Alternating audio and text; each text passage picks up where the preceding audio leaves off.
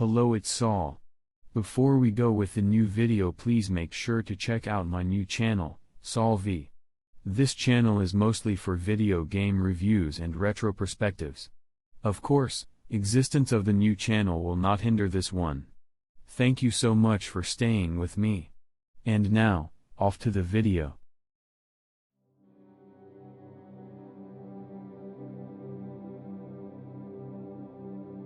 I was hired by US Navy to investigate strange wreck in the North Sea.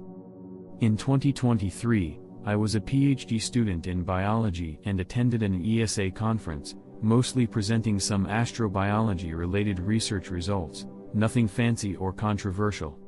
During a networking event, a US Navy officer who was attending the conference struck up a conversation with me. He seemed particularly interested in my research background and, after some small talk, casually suggested I apply for a military-sponsored research project. He said they needed biologists for a study in the North Sea. I had no GF, no pets, no immediate career plans, and the pay was good. So I applied. The selection process was a bit hysterical. Security clearances, background checks, even questions about an old high school friend I hadn't talked to in years. I learned he is gay and living in China. By that point I knew this wasn't a regular project, but still, I had nothing to hide, so I went along with it. After a few months, I was flown to Germany, where I met the rest of the team. They were mostly young, promising but not yet established in their respectable fields. People who could disappear for months without raising too many questions. From there, we were taken by boat to an oil rig somewhere in the North Sea. Our phones were confiscated on the way there, but we were warned about that in advance, so no biggie. The research base was either purpose-built for the project or was an oil rig refitted for it, but from the outside it looked like a regular drilling station, probably to avoid scrutiny. Around 30 people were there: engineers, biologists, linguists, and military personnel overseeing the whole thing. We could send and receive emails to family, but they were reviewed by Navy personnel, no attachments allowed. Otherwise no internet access, no calls home, etc. They told us that a private oil company had discovered a strange structure on the seabed. At first, they thought it was a World War II submarine wreck, but sonar imaging ruled that out. What they found instead was an elongated, spike-like object, about 50 meters long, broken in half, embedded in a crater as if it had impacted at high speed. When I arrived, the engineers were debating how to bring it to the surface. Inflatable flotation devices were considered, but the risk of breaking the object was too high. Instead, they deploy remote-controlled robots that could take pictures and retrieve samples. The depth made human diving impractical, especially since most of us weren't trained for it.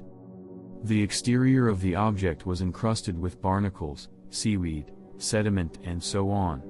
Cleaning it took 2 more weeks.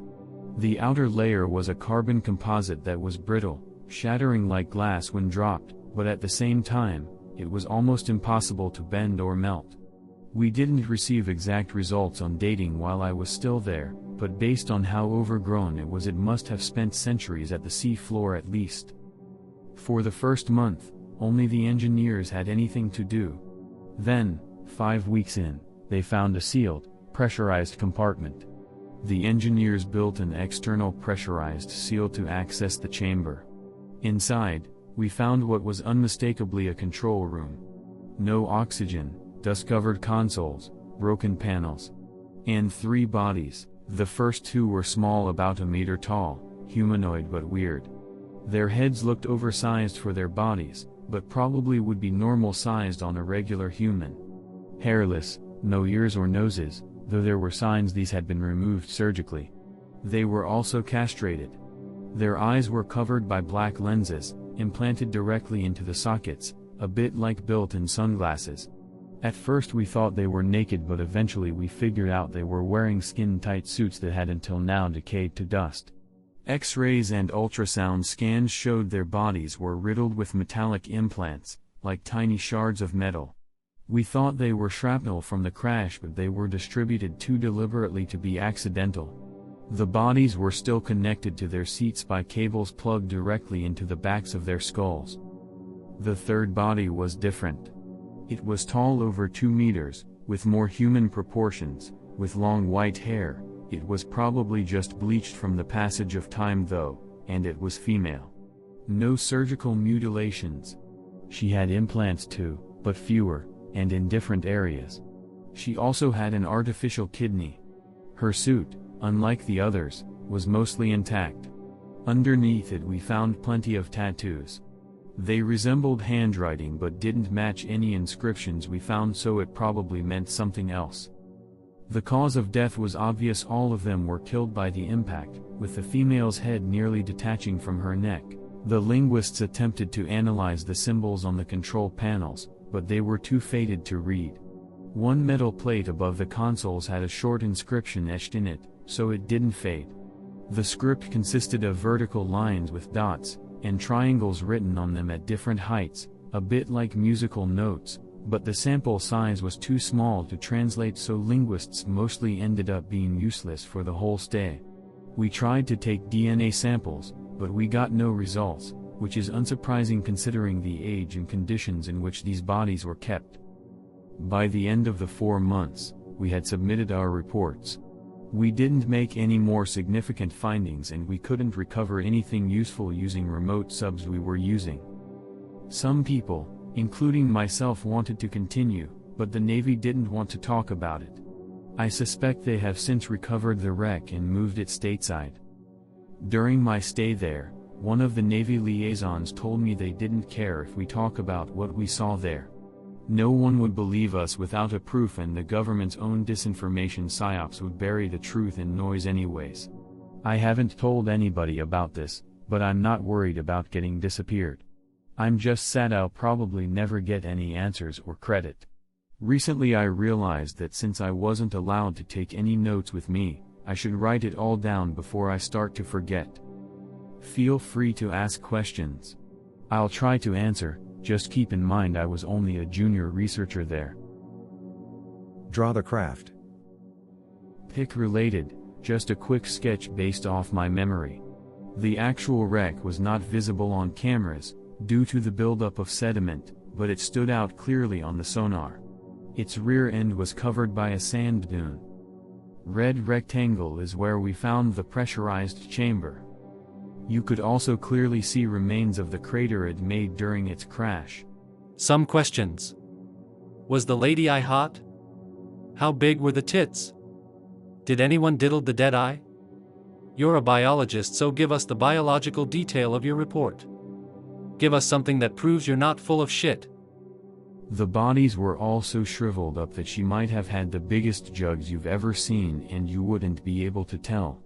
None of us was able to descend to the wreck in person, so best you could do is jerk off on a 1 centimeter long piece of bone sample, which to my knowledge nobody attempted. There isn't much to tell, sadly. My expertise is extremophilic invertebrates, which is why I have any interest in space-related topics in the first place, so I didn't have much to say about those humanoid bodies. I checked the samples we collected for mites and such and found nothing, but that's hardly surprising. My biggest contribution was assisting in lab work and being the first to notice that the small corpses were mutilated, instead of just having fallen apart after death. We weren't able to recover any viable DNA samples, but again this can be chalked up to age and conditions. As far as my general knowledge of human anatomy goes, all 3 bodies were remarkably human, aside from weird proportions. It was probably just bleached from the passage of time though. Care to elaborate? My understanding is such a thing wouldn't happen without UV being present. There are many ways in which hair can change color, including oxidation or natural breakup of pigment over time. In our case there was no oxygen at the time we discovered the chamber, but I can't say how conditions inside have changed over time. I mostly added that to preemptively react to replies about Moon Nordics. I can't say how conditions inside have changed over time. Thanks for the answer. I discounted oxidation. Well, due to the lack of oxygen, are you aware of what the atmosphere inside did contain? If you can remember, what did the engraving look like? I don't remember the exact inscription, but the symbols looked something like this. There were never more than 3 objects on a single line. The overhead engraving consisted of 40 to 50 signs. Most other labels were much shorter, more like single word versus sentence. As for the conditions, it was pretty cold, ca 3 degrees Celsius, with atmosphere consisting overwhelmingly of nitrogen with some other gases including carbon monoxide. O2 was negligible. Since the bodies were so human-like, I don't think they could survive in such conditions. Most likely they were the result of malfunction of life support systems during the crash, maybe some leak etc. The temperature was likely just result of the depth at which the object rested, as it was pretty close to the surrounding water. No notable radiation. We also did microbiology tests to see if there are any weird bacteria floating in there, but nothing unusual came up.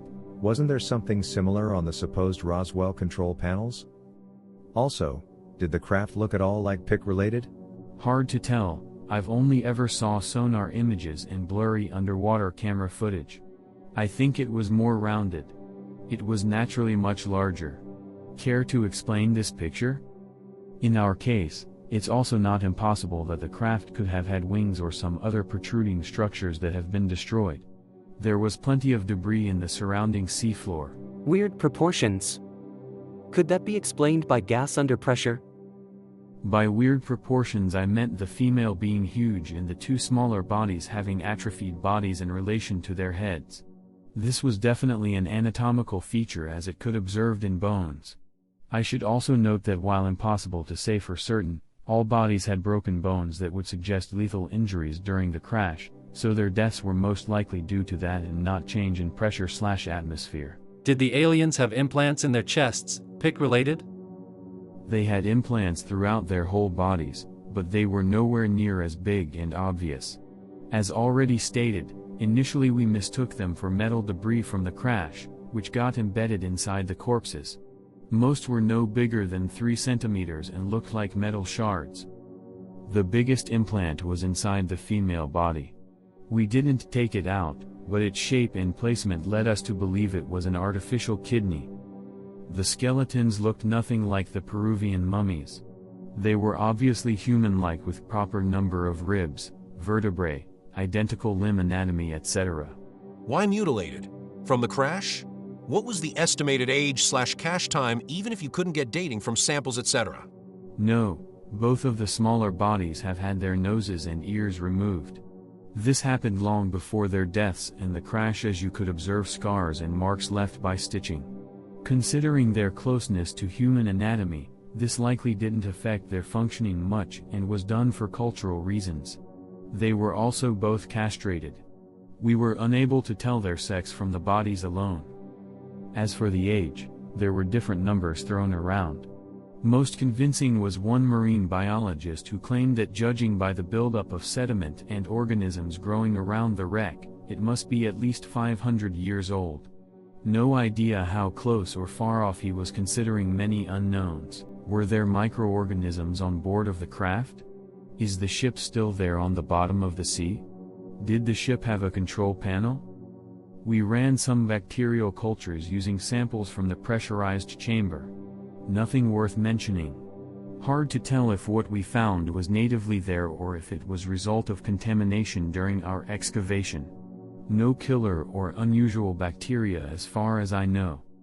The wreck might still be there, but my bet is that it was already removed by the Navy. If I were to bet, they wanted us to just confirm that it was dead and not dangerous before moving it to US.